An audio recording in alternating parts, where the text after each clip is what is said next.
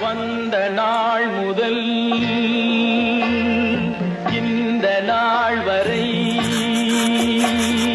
வந்த நாள் முதல் இந்த நாள் வரை வானம் மாறவில்லை.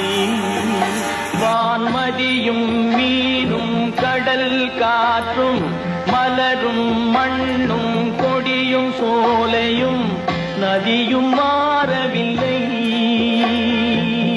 மனிதன் மாறிவிட்டான்.